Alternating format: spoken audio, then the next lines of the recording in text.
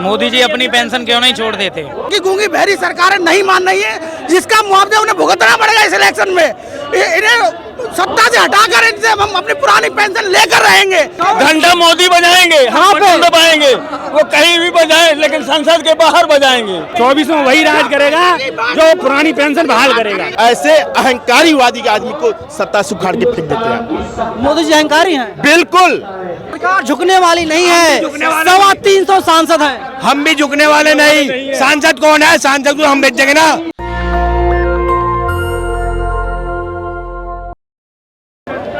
OPS की मांग को लेकर के देश के अलग अलग राज्यों से हजारों कर्मचारी दिल्ली के रामलीला मैदान आए हैं। इनका साफ तौर पर कहना है कि ओपीएस को बहाल किया जाए। मैं आपको तस्वीरें दिखाना चाहूँगा।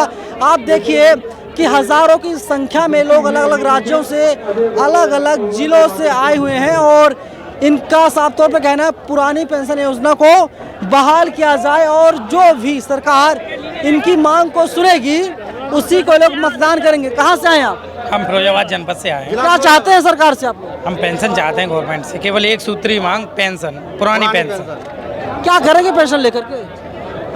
सारी जिंदगी यहाँ जब हम पूरा अपना जीवन जवानी सब दे जाएंगे विभाग में, बाद में क्या खाएंगे बुढ़ापे में? तो केवल पेंशन ही एकमात्र सहारा है। क्या काम करते हैं आप? हम ग्राम पंचायत अधिकारी हैं। आप? मैं ग्राम विकास अधिकारी हूँ। क्या करेंगे सर? मोदी जी देख रहे हैं देश के लिए सब कुछ छोड़ दिया। अरे छोटी सी पेंशन है, छोड़ दीजिए ना आप लोग। मोदी जी अपनी पेंशन क्यों नहीं छोड़ देते? वो भी ओपीएस पे आ जाएं, एनपीएस पे आ जाएं। वो भी हर परिवार छोड़ दिया उन्होंने परिवार की खातिर सर। घर परिवार, देश के लिए घर परिवार को छोड़ दिया मोदी जी ने। परिवार छोड़कर ही देश सेवा करते हैं। हमारे बच्चों के सुरक्षित भविष्य के लिए हमें चाहिए पुरानी पेंशन। हमारी मांगे पूरी करो। सरकार हमारी मांगे पूरी करो। पुरानी पेंशन बहाल करो। क्या नाम है आप लोगों का? मेरा नाम है अविनाश और हमें जनपद फिरोजाबाद। आपका क्या नाम? ब्रिजेश कुमार, ग्राम पंचायत अधिकारी जनपद फिरोजाबाद। अरे क्या सर आप लोग हिंदू हैं फिर भी मोदी खिलाफ हैं आप लोग? पुरानी पेंशन की मांग है। हिंदू मुस्लिम कोई नहीं, हम भाईचारा वाले व्यक्ति हैं। हमें हिंदू मुस्लिम, हम सांप्रदायिकता का कोई हम बात कीजिए करते हैं। हम लोग सौहार्द की भावना रखते हैं और हिंदू मुस्लिम हमारे लिए कोई मायने नहीं रखता। हमारी एक ही मांग है पुरानी पेंशन, जो कि बहाल की जानी चाहिए और पूरे देश की मांग है पुरानी पेंशन। हमारा सुरक्षित पूरे देश की मांग है। कुछ राज्यों ने मांग हमारी मान ली है, लेकिन ये कुछ राज्यों की गूंगी बहरी सरकारें नहीं मान रही है, जिसका मुआवजा उन्हें भुगतना पड़ेगा इस इलेक्शन में। इन्हें सत्ता से हटाकर इनसे हम अपनी पुरानी पेंशन लेकर रहेंगे। पुरानी पेंशन, पुरानी पेंशन। राम मंदिर बन रहा है सर, वहाँ पर जाइए। आप तो हिंदू हैं, घंटा बजाइए। घंटा नहीं बजाएंगे, हम अपने बच्चों के, हम अपने परिवार के, हम बटन दबाएंगे। हम अपने बच्चों के सुरक्षित भविष्य के लिए मांग कर रहे हैं। मांग पुरानी पेंशन, ताकि हमारे बच्चे। घंटा मोदी बजाएंगे, हम दबाएंगे, वो कहीं भी बजाए लेकिन संसद के बाहर बजाएंगे।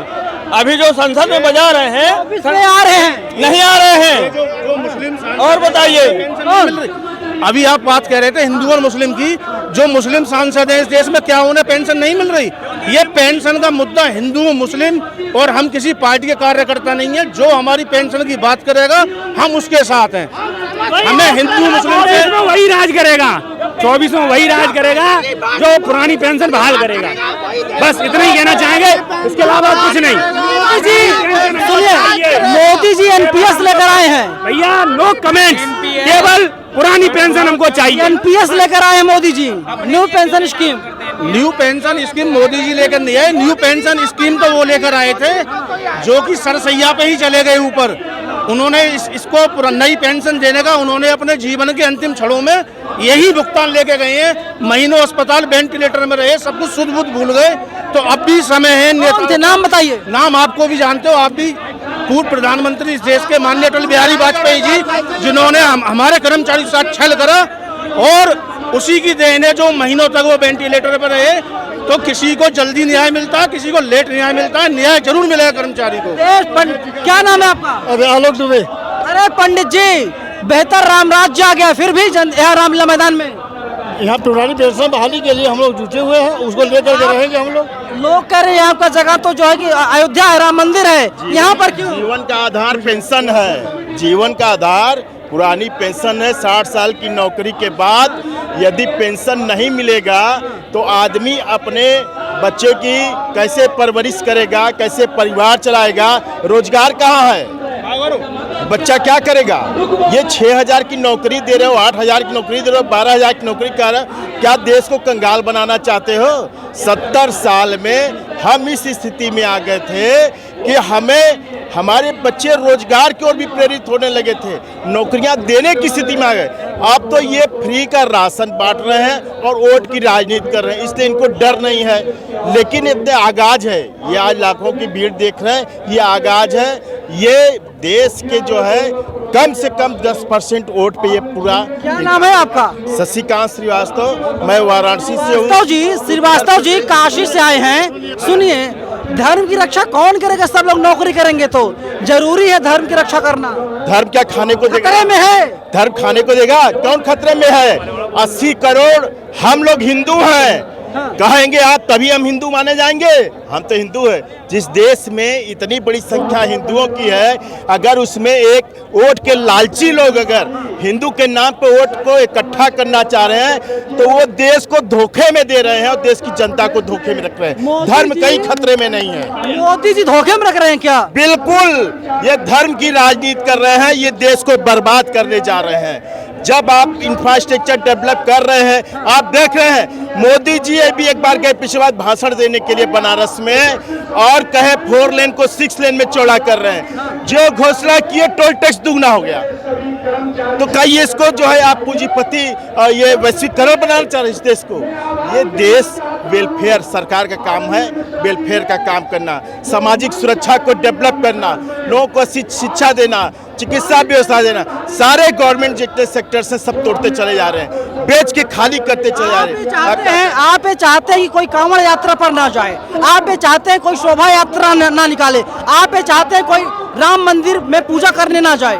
देखिए, ये आस्था है, आस्था घर में भी व्यक्त होती है। आस्था बाहर प्रदर्शन से नहीं देखा जाता है। आप प्रदर्शन करिए और उज्जटता करिए तो कानून भी वहीं पर काम करता है। इस देश में कोई कांवड़ यात्रा नहीं रुकता। हम तो काशी में हम लोग खिलाते खुद कांवड़ियों को, हम लोग जो है धार्मिक यात्रा निकालते खुद खिलाते, हमारे यहाँ कोई दिक्कत नहीं है। लेकिन मोदी ढोंगी है, छेड़ेंगे। मोदी ढोंगी है, यहाँ पे करें। मोदी ढोंगी की बात नहीं करना मैं चाहता हूँ।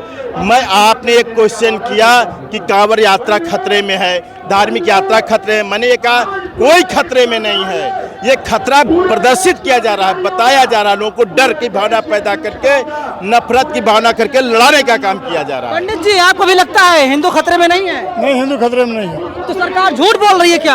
हाँ, बिल्कुल झूठ बोल रही है। हिंदू बयान दे रहे हैं चंदा लगा के पंडित जी। नहीं, बिल्कुल हिंदू खतरे में नहीं है, हिंदू खतरे में नहीं है। आप लोग चाहते हैं फ्री की पेंशन मिल जाए? नहीं, फ्री का पेंशन थोड़ी ना है। क्या पेंशन कोई नहीं?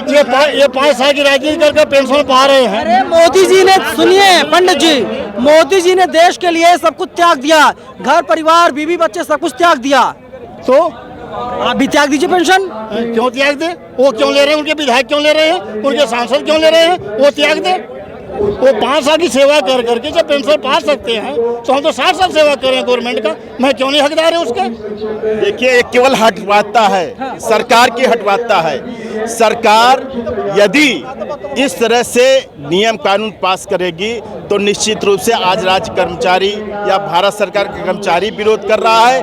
आगे आने वाले दिनों में अगर ऐसे और भी कुछ काम करेंगे तो सारे मिल करके हम करेंगे। और एक बात सुनिए, तय मान लीजिए, ये पुरानी पेंशन इनको सत्ता से बाहर करेगा, ये लिख लीजिए आप। अभी तो ये 6 स्टेट गए ना, अभी तो इनके पास स्टेट जा रहे डे बाई डे ना। और आज ये राष्ट्रीय आंदोलन पहला है, ये आगाज है। सत्ता में हम लोग का स्पष्ट रूप से नारा है कि जो पेंशन हित की बात करेगा वही देश पे राज करेगा। कहीं पैसे की कमी नहीं है, कहीं पैसे की कमी नहीं है। आप खुद कर रहे हैं, इंफ्रास्ट्रक्चर इतने डेवलप हो रहे हैं, सब कुछ हो रहा है। हमको क्या पेंशन आज नई कोई मांग है? ये तो जब देश की आर्थिक स्थिति अच्छी नहीं थी तो हमें पेंशन मिल रहा था। आज देश की आर्थिक स्थिति अच्छी है, पेंशन कहा गया है कि जो लोग आंदोलन करने आए हैं इनके ऊपर कानूनी कार्रवाई की जाएगी, वेतन काटा जाएगा। ऐसा ना, ये सब हर सरकार करती है। हम लोगों ने जो है मुलायम सिंह के खिलाफ भी लड़ा था उत्तर प्रदेश में, और एस्मा भी लगा हम लोग के ऊपर, जेल भी भेजे गए। पानी भी बौछारें डाली गई, रात रात भर गिरफ्तारियां हुई। हम लोग ये नहीं, अरे आप मीडिया के साथी हैं, आप बताओ आज के समय में 10,000 8,000 रुपए की क्या वैल्यूएशन है, आप बताइए। आपके पास सरकारी नियुक्तियां खाली पड़ी हैं, सारा रिक्तियां खाली पड़ी हैं, आप भर नहीं रहे हो। आप नौजवान लड़के के साथ जो है फार्म भरवा ले रहे हो, पेपर आउट करवा दे रहे हो, कोर्ट में चला जा रहा है, नियुक्तियां नहीं कर रहे हो। तो आप ये क्या है, ये इनका छलावा है। आप चाहते क्या है? मोदी जी ने कहा था हर साल 2 करोड़ रोजगार, शायद दे भी दिया होगा 2 करोड़ लोगों को, और 9 साल हो गया, 18 करोड़ को रोजगार मिल गया होगा। आपको लगता है कि रोजगार मिल रहा है? अगर झूठ बोल रही है। आज रोजगार मिलता तो आप ये चैनल लेके नहीं आते, दूरदर्शन में बढ़िया पत्रकार बनते और इस देश की समस्या को उठा करके ऐसे अहंकारीवादी आदमी को सत्ता से उखाड़ के फेंक देते हैं। मोदी जी अहंकारी हैं। बिल्कुल, इतना पूरे देश में आंदोलन हो रहा है और एक आवाज नहीं निकल रही है। और इसी तरीके से मणिपुर जल रहा है, देख लीजिए, वहां भी एक आवाज नहीं निकल रही है। कहने का तात्पर्य यह है कि जब आदमी को चोट पड़ेगी, आदमी का दिल दुख रहा है, तो आप उसमें मलहम लगाने का काम करेंगे ना, तभी तो आप इस देश के मुखिया बनेंगे। जी, आपने मणिपुर का मुद्दा उठाया और गृह मंत्री अमित शाह कह रहे हैं कि देखिए जो सीएम है वीरेंद्र सिंह बहुत कोऑपरेटिव है, कोऑपरेट कर रहे हैं। आपको ऐसा लगता है? अमित शाह का बयान है। बयान देते रहें। ये तो उनके असली तस्वीर कहाँ लोग देखने को पा रहे हैं? आप जैसे पत्रकार असली तस्वीर दिखाएंगे, मुझे पूरी उम्मीद है, और दिखाइए अपने चैनल के माध्यम से। ये लाखों की भीड़ है, दिखाएंगे। और ये भीड़ उनको आगाज करने आई है। 24 के चुनाव में यदि सत्ता में रहना है तो पुरानी पेंशन बहाल करने की घोषणा कर दें, वरना गद्दी छोड़ दें और हम लोग आगे लड़ लेंगे। जो ओपीएस बहाल करेगा वही देश पर राज करेगा, जो पुरानी पेंशन बहाल करेगा वही देश पर राज करेगा। मैं आपसे कहना चाहता हूं, आज तक केंद्र सरकार ने मणिपुर के बारे में एक शब्द नहीं बोला, और ना ही कर्मचारियों की पुरानी पेंशन के बारे में उन्होंने कभी कुछ सोचा है। और अब एक ही मुद्दा है, सारे कर्मचारियों का एक ही मुद्दा है, जो ओपीएस बहाल करेगा वही देश पर राज करेगा। इसमें मोदी जी आ रहे हैं। मोदी जी आए या कोई और आए, पुरानी पेंशन लेकर रहेंगे। जो पेंशन देगा वही राज करेगा, वही देश पे राज करेगा। वेतन कटने जा रहा है आज का आप लोगों का। वेतन कट जाए कोई बात नहीं, हमें कोई चिंता नहीं है, लेकिन वेतन से हम डरते नहीं है, ना हम किसी सरकार से डरते, ना हम वेतन कटने से डरते और ना ही हम किसी सरकार से डरते, क्योंकि सारे कर्मचारी एक है और एकजुट है। वो पेंशन लेके, पुरानी पेंशन लेके ही मानेगा। सरकार झुकने वाली नहीं है। 325 सांसद हैं। हम भी झुकने वाले नहीं। सांसद कौन है? सांसद को हम बेच देंगे ना, तो आपको हटा देंगे सरकार। इस बार सरकार ही हटा देंगे अगर हमें नहीं मिलेगी पुरानी पेंशन। 2024 का जो इलेक्शन है अब की बार निर्धारित करेगा कि जो ओपीएस बहाल करेगा देश पर राज वही करेगा। जो ओपीएस बहाल करेगा वही देश पे राज करेगा। अगर ये इतने अच्छे हैं तो ये अपनी पेंशन क्यों नहीं बंद करते? ये अपनी वाली पेंशन एनपीएस क्यों चालू करते? हमारी कर्मचारियों की तो ओपीएस। त्यागा क्या है आपने? उन्होंने देश के लिए घर परिवार त्यागा है, बच्चों बीवी त्याग दिया मोदी जी ने। सारे सांसदों ने त्यागा। अरे मोदी जी सबका ठेका थोड़ी ना लिए हैं। सारे सांसदों, सारे सांसद को, हर राज्यसभा एमएलए को, एमपी को, सबको पुरानी पेंशन है। क्यों ऐसा? और कर्मचारियों को जो नई पेंशन क्यों ऐसा? कहाँ से आए सर आप? कहाँ से आए? हम लोग आगरा से आए हैं, आर्मी के एम्प्लॉयज हैं हम लोग। क्या नाम है? योगेश कुमार मेरा नाम। अरे योगेश जी, मोदी जी बदनाम कर रहे हैं हिंदू होकर के। मोदी और हिंदू इससे कोई मतलब नहीं है। क्यों नहीं मतलब है? कर्मचारियों की पेंशन से मतलब है। अरे पाकिस्तान कांप रहा है। अच्छा, हिंदुस्तान का कर्मचारी मर रहा है मुका, उसको कौन देखेगा? सांसद पेंशन नहीं ले 30 साल की नौकरी करने के बाद उनको इतनी पेंशन नहीं मिलती है कि अपना घर चला सके। और एक सांसद और विधायक एक दिन सदन में बैठ लेता है, यदि उसको ओपीएस मिल जाती है, पुरानी पेंशन मिलती है, यदि इतनी अच्छी है तो उन पे लागू क्यों नहीं कर देते मोदी जी? कितनी अच्छी। आपके मीडिया के माध्यम से कहना चाह रहे हैं माननीय प्रधानमंत्री जी कि आप लोग पुरानी पेंशन बहाल कर दीजिए और एनपीएस खत्म। ये आप पुरानी पेंशन बहाल कर दीजिए, एनपीएस को, यानी जो न्यू पेंशन स्कीम है उसको खत्म कर दीजिए, और ये बड़ा आंदोलन है आगे जी। बॉबी, मैं आपको तस्वीरें दिखा देता हूँ, आप तस्वीरों के जरिए साफ समझ सकते हैं कि जो लोग हैं, लोग भीड़ आई हुई है, ये बताने के लिए काफ़ी है कि 24 में ये लोग बहुत बड़ा परिवर्तन कर सकते हैं अगर सरकार इनकी मांगों को नहीं मानते और सरकार के कानों तक अपनी आवाज़ को पहुंचाने के लिए ये लोग दिल्ली के रामलीला आए हैं और खुल करके सरकार के खिलाफ बयानबाजी कर रहे और सरकार से गुहार लगा रहे हैं कि मोदी जी सुन लीजिए, अभी समय है, अभी वक्त है, वरना 2024 में जो तख्ता है, पासा है, ये पलट जाएगा अगर इन लोगों को पुरानी पेंशन स्कीम का फ़ायदा नहीं दिया जाता। क्योंकि जो पुरानी पेंशन स्कीम है, जो लोग 1 जनवरी 2004 के बाद नौकरी पाए हैं, उनको पेंशन ना दिए जाने की बात लगातार कही जा रही है। कैमरा पर्सन बॉबी के साथ मैं नवीन कुमार नंदन, नेशनल दस्तक, रामलीला मैदान, दिल्ली। नेशनल दस्तक की आपसे गुजारिश है कि अगर इसको बचाना चाहते हैं तो नेशनल दस्तक को सब्सक्राइब करने के लिए रेड कलर के सब्सक्राइब बटन को दबाएं, फिर बेल आइकन की घंटी दबाएं।